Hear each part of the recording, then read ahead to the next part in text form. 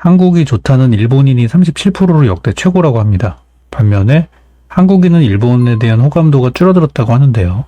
아무래도 이제 오염수 방류 때문에 한국은 영향을 좀 받은 것 같고, 또 일본에서 한국을 좋아하는 이유는 아이돌 때문이겠죠.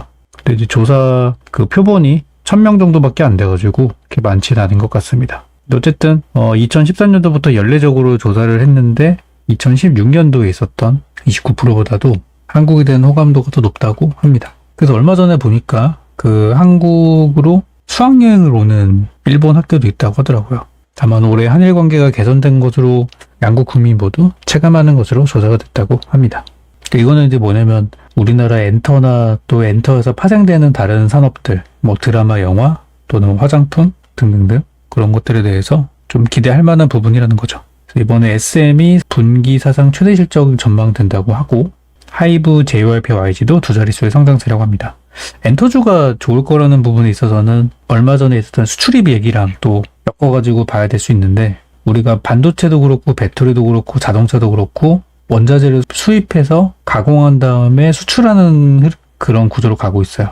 근데 우리가 공장을 막 세계 곳곳에 짓잖아요. 그 이유가 더 원자재를 싼 값에 공급해서 팔기 좋게 하기 위해서 하는 건데, 이 과정에서 수출입이라는 과정이 환율 영향도 많이 받고 또 이동을 많이 해야 되니까 국제유가 영향도 많이 받고, 그쵸? 근데 엔터 산업은 그 순수하게 메이드 인 코리아예요. 수입해야 될 게 없어요. 가끔 이제 음악 작업 같은 거 할 때는 뭐 미국으로 날아가서 스튜디오에서 몇 주 작업하고 돌아오고 막 그런 건 있지만, 이거는 수입이랑 수출입이랑 별로 관계가 없는 분야가 아닌가 싶어요.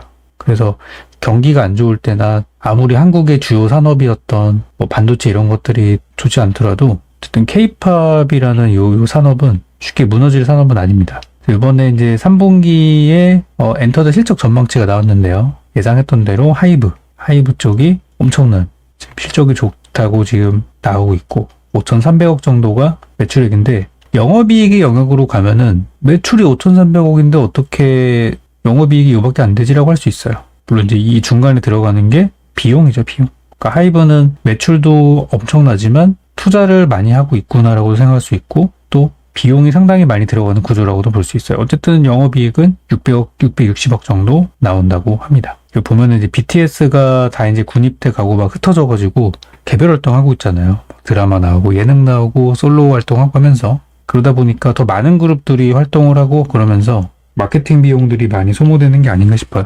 그리고 이제 그 다음으로는 SM이 영업이익 500억대, 매출액은 3천억대. 근데 하이브는 이번에 4분기 때는 900억까지도 전망한다고 하네요. 전국이 컴백 예정돼 있다고 하고요. 그리고 CJ ENM으로부터 전량 지분을 인수한 빌리프랩의 실적이 내년부터 연결이 될 것이다. 그렇다고 합니다. BTS의 활동 공백을 메워주고 있는 하이브의 자회사 어도어의 뉴진스. BTS의 활동을 메워준다기보다는 좀 타겟층이 다르죠.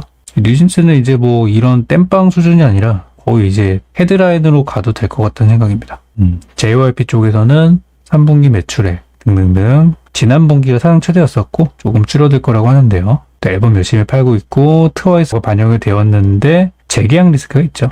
최대 주주 리스크. 지속적으로 부각되는 것이 발목을 잡고 있다 합니다. 그래서 K-팝이 미국, 일본에서 팬덤을 확보하며 성장 발판을 마련한 것을 넘어 현지 데뷔를 통해 성장세를 탈 수 있다고 보고 있다. 일본에서는 내년 상반기 NCT 도쿄, 니지 프로젝트, 미국에서는 연말 걸그룹, 내년 상반기 드림 아카데미, 다 해외에서 현지인들을 주력 멤버로 하는, 또 한국인도 좀 껴있고 그런 좀 글로벌한 그런 아이돌들이 내년에 줄줄이 나온다고 합니다. 그리고 이쪽에서는 이제 수출이 더 큰 산업이죠. 이쪽은 참 엔터사들이 지금처럼 불경기고 실적이 안 좋은 가운데서도 이번 실적들이 좋다고 합니다. 그래서 사실 뭐 대부분 반영이 되긴 했어요. 이 내용을 막 아무도 몰랐는데 갑자기 막 안 그런 게 아니라 대부분 예상이 되는 부분이라서 많이 반영이 됐죠. 이런 것들도 이제 침체 구간에 샀었어야지 좀 좋았던 종목들이 되겠고, 지금도 나쁘진 않다고 봅니다. 막 신고가를 뚫고 갈 것 같지는 않지만 침체 구간 부분이 있기 때문에 현재가도 저는 해볼 만하다고 봐요. 엔터주.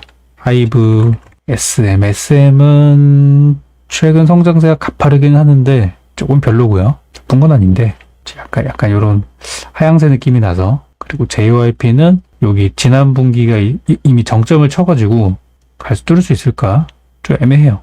그리고 YG의 경우는 최근에 블랙핑크 리스크 때문에 조금 과도한 하락이 있다고 봐요.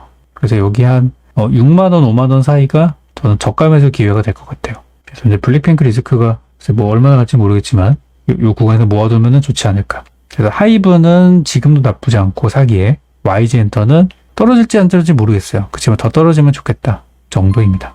실적과 현 주가만 보고 얘기를 하자면 엔터는 좋은 얘기들이 많죠. 지금 한국의 미래는 K-팝이라고 하는 얘기가 괜히 나오는 얘기가 아니에요.